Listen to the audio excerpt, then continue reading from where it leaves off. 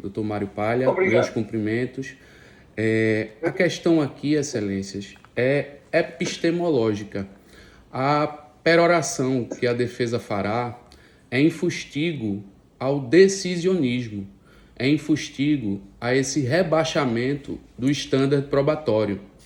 O ponto nodal da defesa é o artigo 155 do Código de Processo Penal. Ali, agrafado, como Vossas Excelências sabem, a sobeja, o verbete exclusivamente. Então, aqui foi feito isso. Exclusivamente com lastro num indício inquisitorial infirmado, propulsou-se o edito condenatório. A masmorra aqui restou soerguida à beira d'água, à beira-mar. E condenação, excelências, se faz com rochedo. Condenação se faz com prova além do razoável. Me parece absolutamente condenável a prática decisória de supor que determinados crimes, por sua gravidade, por sua complexidade, exijam, abre aspas, menos prova do que outros. Aqui, a casuística é sobremodo simplória. Observe. As folhas 2, ocorreu um evento, na verdade, o crime patrimonial, nas cercanias do shopping Guararapes, no município de Jaboatão dos Guararapes. As folhas 2, um policial de prenome Tiago, no patronímico, salvo engano, Matias, as folhas 2, ele diz que ficou sabendo, através de colaboradores inominados, que tomou ciência por colaboradores inominados, que um dos suspeitos se chamava Bartô. E aí ele tomou essa ciência. A partir disso, ele localizou o alvo, Luciano, que estaria numa parada de ônibus na Avenida Abdias de Carvalho. E lá, à míngua de qualquer situação, há a subsunção normativa, as hipóteses do flagrante, vinculadas ao artigo 310 do Código de Processo, fez-se a prisão em flagrante e a condução ao humilde sentido da defesa ilegal do apelante ao liame da Delegacia Especializada de Roubos e Furtos. Em lá aportando, o delegado, e eu posso falar com uma certa propriedade porque patrocinei essa causa desde o prólogo, desde a fase administrativa, desde a fase inquisitorial, a fase embrionária, e nós aportamos lá na Delegacia de Roubos e Furtos e o Luciano já estava lá. E aí o delegado me dissera o seguinte: olha, doutor, farei aqui um exame residuográfico, e esse exame residuográfico está às folhas 26. Caso ele reste positivo, eu farei a autuação em flagrante. Caso reste negativo, eu o liberarei. Prontamente eu conversei com o cliente, perguntei a ele se ele havia disparado arma de fogo, ele me disse que não. Ele já havia me dito que passou a manhã em casa, inclusive são vários os álibis nos autos, dando conta de que ele estava em casa. Não só da esposa, um rapaz funcionário da Toyolex o levou em casa nesse dia. Ele morava em Pau Amarelo, ele conduziu os policiais até a residência dele, até o canil dele em Abreu e Lima. Nada de ilícito foi lá encontrado. Pois bem, excelências, esse exame residuográfico feito com a autorização do advogado dele, no caso a minha pessoa, restou positivo para a presença de chumbo na mão direita. E aí foi feita a autuação em flagrante. Em posteriori, note-se que essa ação foi no shopping Guararapes. Essa ação foi filmada. Não só filmada, há filmagens de toda a ação. O apelante não se faz presente, não foi possível identificá-lo através dessas filmagens. Posteriormente, aí já as folhas 1065 a 1071, foi feito um exame de DNA em todo o material apreendido, coletes, armas, tudo quanto for apreendido, foi feito exame de DNA, que também restou negativo, não havendo nesse inquérito policial qualquer prova cautelar ou não passível de repetição. Então, houve a prisão em flagrante na verdade, a prisão por força de decreto cautelar do corréu Taíte Mouzinho. Esse corréu teve sua oitiva realizada na especializada e, na ocasião, houve uma confissão extrajudicial. Ele fez essa confissão e apontou diversos nomes, dando também o nome de Bartô como se tivesse participado da empreitada criminosa. Óbvio, as Folhas 2, antes de qualquer coisa, muitos dias antes da prisão do Thaíti, já havia-se um direcionamento da investigação, ou seja, o Tiago Matias já havia recebido a informação que o Bartô seria um. E aí o Thaíti alega em instrução que teria sido torturado, e aí, Vossas Excelências, não preciso discorrer aqui sobre as práticas useiras e vezeiras, sobretudo no passado. Hoje, salvo engano, a gente já está numa situação mais contemporizada, mas naquela especialidade de roubos e furtos já se passou muita coisa, Excelências. Então, mediante tortura, segundo o próprio interrogando, ele teria apontado aqueles nomes por sugestionamento dos policiais civis. E esse indício inquisitorial, qual seja o depoimento do Thaíti Mozinho, ele foi infirmado em juízo. E aí perceba, há um reconhecimento tanto do parquê estadual, Ministério Público, quanto da togada de planície, de que não há prova judicializada. Não há prova judicializada. Qualquer argumentação no sentido de que há uma prova judicializada data vênia não corresponderá à realidade desses autos. E aí, Excelências, eu abro aqui um parênteses para, ainda que de maneira perfunctória, pontuar que esse rebaixamento do estándar probatório se faz de acordo com a fase do processo e não de acordo com o tipo do crime, a complexidade ou a gravidade. A presunção de inocência, o indúbio pro réu, não é algo. Muita gente, Excelências, morreu na fogueira da Inquisição para que chegássemos a esse estágio. Então, parece da defesa aqui, inclusive essa apelação vem sendo julgada por uma determinação do ministro Alexandre de Moraes, para que fosse inserta na pauta no período de 4 sessões, através de uma concessão parcial de uma ordem de habeas corpus. Inclusive, ele só responde a este feito criminal. Ele foi solto por uma liminar do ministro Marco Aurélio, no ano de 2019, também alcançada pelo nosso escritório, e foi posto em liberdade. Tão logo foi revogada no mérito aquela liminar, ele se apresentou e foi novamente preso, conforme dá conta os autos. Então, trata-se de um indivíduo que responde exclusivamente a esta cognição, que tem um passado, e aí vamos falar, pena extinta, era um velho conhecido lá da Roubos e Furtos, e por estar solto surgiu seu nome como coautor desta empreitada criminosa, que lamentavelmente culminou na morte daquelas pessoas que Vossa Sua Excelência narrou, relatou no âmbito do relatório. E aí, Excelências, o que é preciso ser dito aqui? Não há, no liame da instrução, qualquer prova judicializada. Nós já discutimos isso aqui, Vossas Excelências disseram que esse seria o palco a esta abordagem. Havia um habeas corpus para anulação dessa sentença por vício de fundamentação. Eu queria aqui fazer a leitura de um dos trechos, do trecho da sentença que guarda a relação com o apelante Luciano, é o item 61 da sentença de mérito, que diz o seguinte, e antes de fazê-lo, eu gostaria de esclarecer que desde o prólogo, o apelante havia dito que manuseou naquele mesmo dia que estava em casa, que chumbou uma televisão na parede e que fez o chumbamento dessa televisão na parede. Isso eu estou fazendo alusão ao exame residuográfico que detectou presença de chumbo na mão direita, não participação em assalto no Shopping Guararapes. Então, esse residuográfico, eu indaguei, eu disse, como é que pode dar positivo? Ele narrou tudo o que ele fez desde o início. Contratamos um perito, o perito deu um laudo dizendo que há a possibilidade de restar presença de chumbo na mão direita, considerando o que ele perpetrou naquele dia. Ele, na manhã daquele dia, chumbou uma televisão na parede. Nada obstante esse elemento seja inservível per si a propulsar a condenação, a defesa teve esse cuidado. E não foi só aí que a defesa se colocou na posição de alípio. A defesa também trouxe álibis e álibis idôneos, testemunhas que não foram contraditadas, dando conta de que no dia anterior ele estava numa festa, de que no dia anterior ele pegou uma carona com esse funcionário da Toyolex que o deixou em pau amarelo, a esposa acordou para trabalhar, uma narrativa que não comporta a presença dele na cena do crime.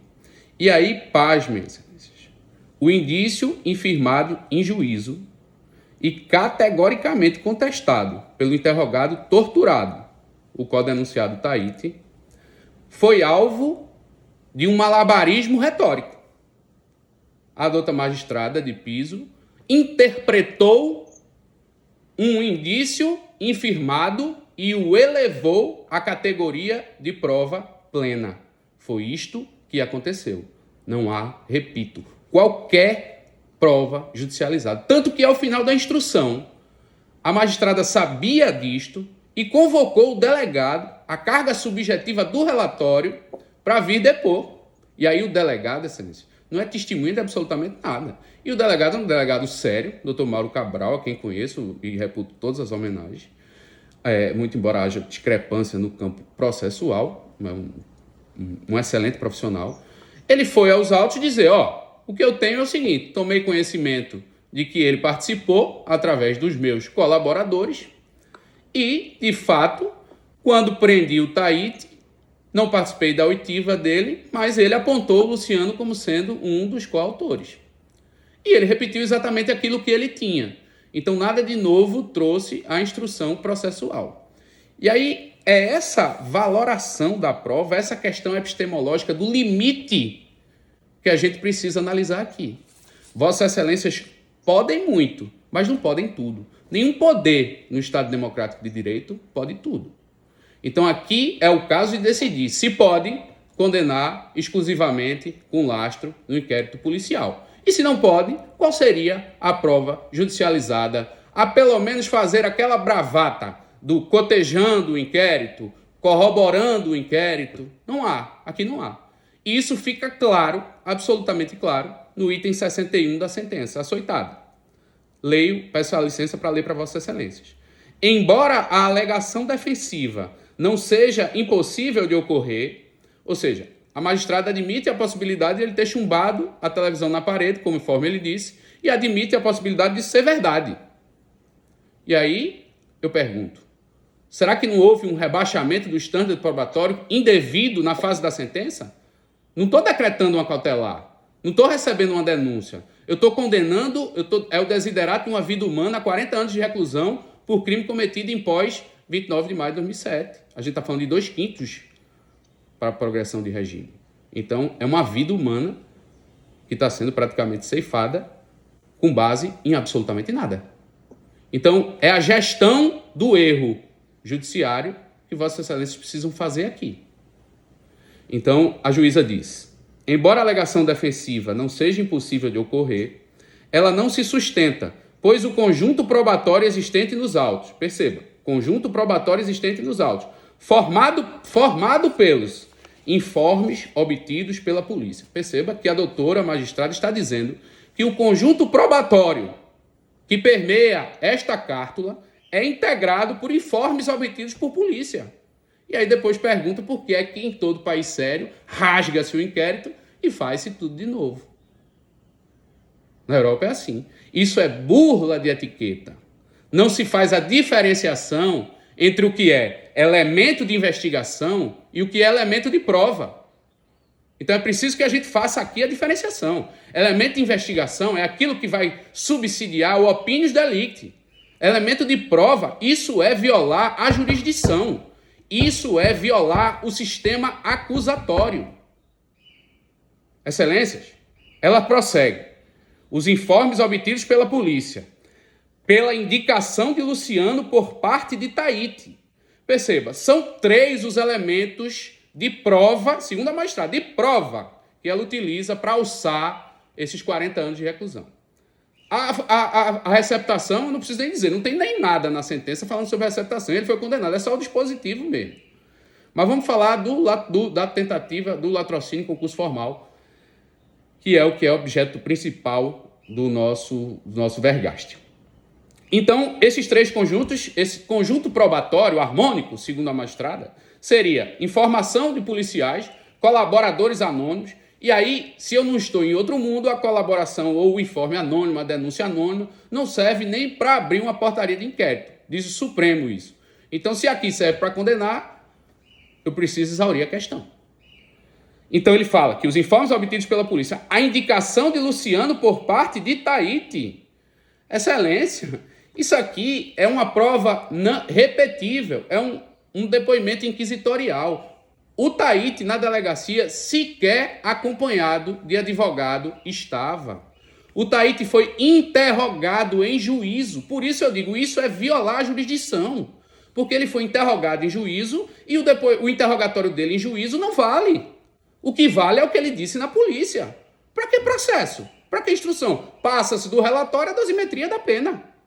Se não tem nada novo na instrução, se não tem prova judicializada, para que se tem uma instrução processual? E é isso que a defesa vem aqui combater, de forma veemente, porque é necessário esse fustigo veemente da questão ventilada no bojo desse recurso. Então, perceba, a indicação de Luciano por parte de Taíte. Então, aqui eu já li 2 elementos que foram infirmados e um em que ela admitiu o contrário como sendo verdade. Que prova, além do razoável, é essa, excelências? E ela prossegue. Pela falta de álibi do acusado sobre o local onde estava no momento da atividade criminosa. Sabe por que ela colocou dessa forma, excelências? Porque o álibi dele ia até 7h45, o assalto aconteceu às 8. Só que pela narrativa do réu confesso, houve uma reunião muito tempo antes, de manhã cedo. Ele estava dormindo em casa e ele tem vários álibis nesse sentido. Então, aqui, muito além de condenar exclusivamente com lastro em inquérito policial, joga-se a carga da prova, que também, até onde eu sei, pesa ao ombro do acusador, e lança-se a carga da prova sobre os ombros do apelante. E aí ela finaliza. E por ter dado positivo o exame residuográfico em relação à presença de chumbo. Na verdade, aqui é uma repetição. A presença de chumbo guarda relação com essa frase inicial, com a assertiva inicial de que a alegação não seria impossível de ocorrer, que é a tese da defesa, a contratação do perito, o chumbo da TV na parede. Então, excelências, ela finaliza. Esse conjunto, e aí não tem conjunto nenhum, o que tem são elementos de inquérito infirmados, indica que o acusado participou do crime investigado nesses autos. Esta, item 61 da sentença, é a fundamentação. E era isso que a defesa queria discutir em sede de habeas corpus, porque é possível essa discussão em sede de habeas corpus. Aqui não existe possibilidade de perdurar no universo jurídico uma sentença que não remete a qualquer elemento de prova judicializada.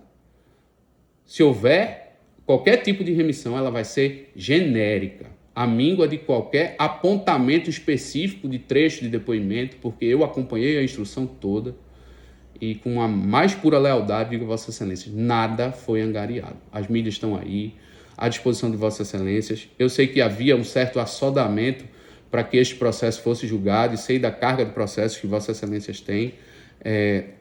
Pode ser que não tenha havido tempo hábil para análise dessa questão, mas tudo está aí, Excelências. Não há absolutamente nada judicializado.